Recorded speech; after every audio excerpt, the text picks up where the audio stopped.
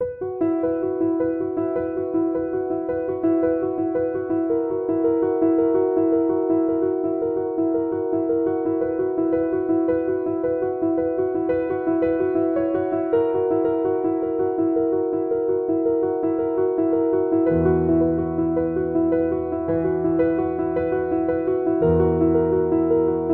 know, I began as an engineer because of parental support and enthusiasm for having a pragmatic degree that would I think, easily put me into a clear employment path.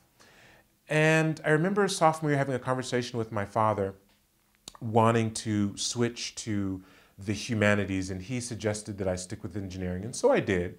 And in hindsight, one of the things that a science background has left me with is, and this is kind of a joke, but it's an interest in always an interest in what I call the gods of partial credit. So, you know, in the sciences, in physics, for example, if it's clear that you're not going to be able to answer the question correctly, you want to put as much information into your answer as possible to make it clear that you at least know what's being asked.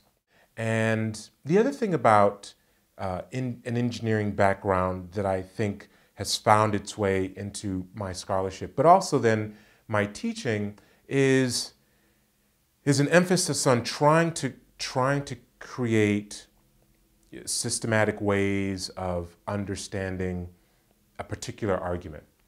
And so, you know, when I teach, I really am interested, and it's one of the reasons too why I like this reading review form that I talked about earlier. I'm really interested in getting my students to, even if they don't understand the argument of a reading, I'm interested in getting them to think about how they might approach a reading. You know, reading the first paragraph and then the last paragraph, trying to get a sense of what questions are underlying the author's interest in a particular topic even. Why is this author writing about, you know, African-American religion during slavery?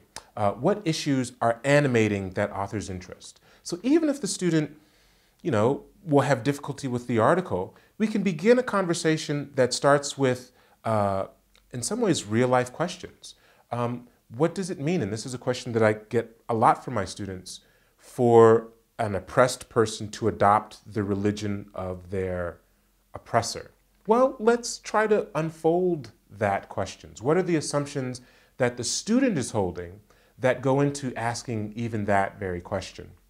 And so I think my science background has benefited me in that way, pushing me to always look for the partial, unspoken assumptions that go into various and sundry intellectual problems that I'm interested in and that I want my students to be interested in.